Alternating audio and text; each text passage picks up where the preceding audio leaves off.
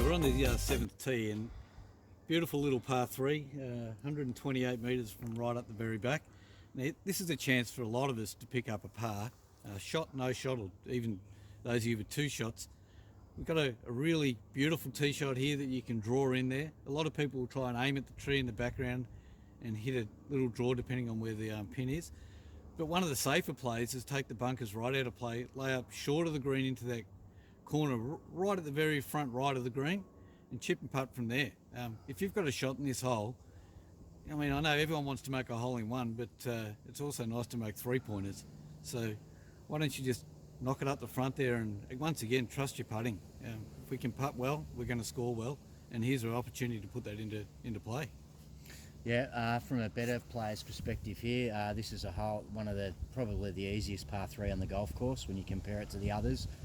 You got a short iron in your hand. I always found that plays one club longer, always take one club more here with a slight incline uphill, so it might play 5 metres longer.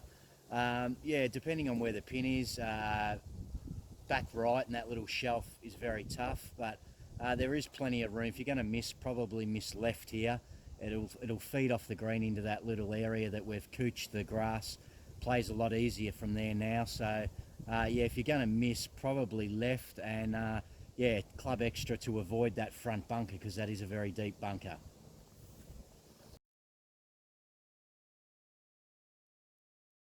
Okay, Brett, we're on the 8th tee, shortish par 5, and I don't care who you are, what handicap you're off, we all feel like we're going to score well on this hole.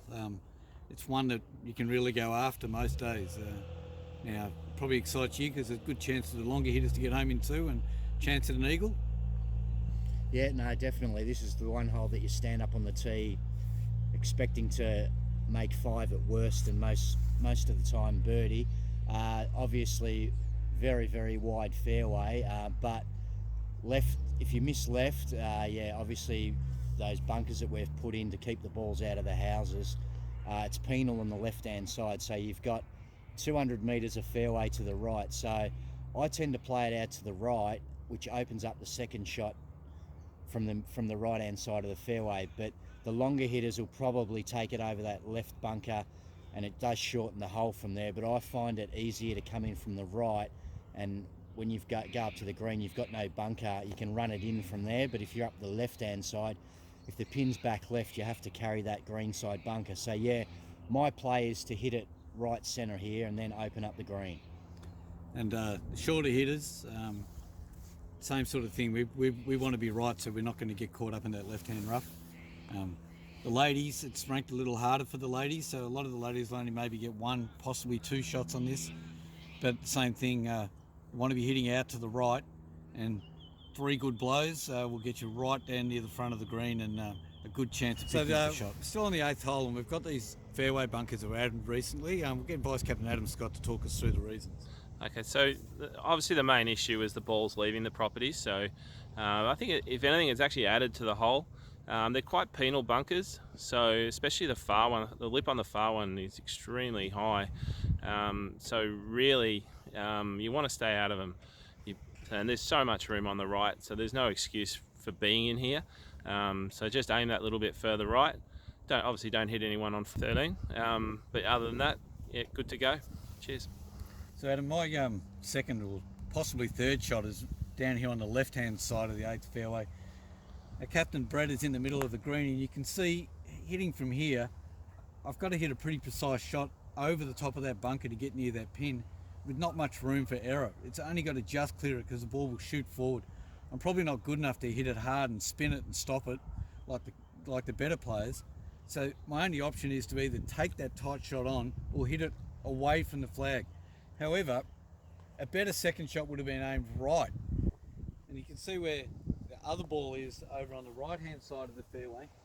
And if we make our way over there, you'll just see how much more it opens up and how much easier this next shot is going to be.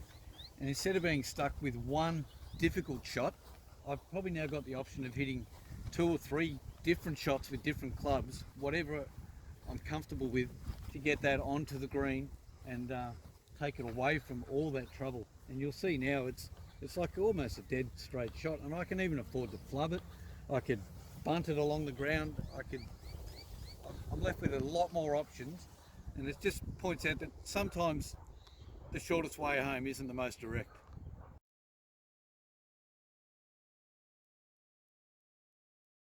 Rightio, we're on the 9th now, and Brett, one of the biggest projects the club's undertaken in the recent past is the alteration of the 9th hole from a par 4 to a par 3 to accommodate the dam and our water storage. You want to run us through this hole? Yeah, another tough par 3, 174 from the blacks. Helps here to be able to shape the ball from right to left. Everything goes from the right, the contours of the green. So yeah, the best way to play this, if you can, is to aim up the right, and everything will feed into the green. There is a false front here, so I found that probably plays 1, maybe 2 clubs longer this, because anything that lands short tends to stop with a little hill at the front. So probably found the best spot to miss, if you are going to miss, is just through the back of the green. Much easier chip, depending on where the pin is, I guess. But yeah, definitely plays a club longer here, and another hole that 3's a very, very good score on. Tough hole for us higher handicappers, but probably a good chance for some of the ladies to have a great score here as well, because it's almost a full shot from their tee, which will land and bounce up and then feed into the left. So ideally, not hitting the green here isn't a bigger problem.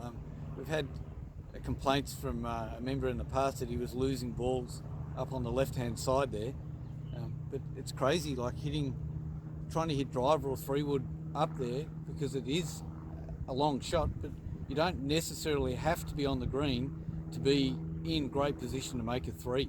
Short, or as Brett was saying, long right is, depending on where the pin is just as good as being on the green. So we're on the ladies' tee on the 9th. Up in the background on the fence is an out of bounds sign. The perfect shot for the ladies off this tee is to aim it just left of that out of bounds sign and let it kick back and feed onto the green. A really great chance, for most of our associates will have a shot or even 2 shots in this hole, and a great chance to pick up a 3-pointer or a plus. A wonderful hole for the girls.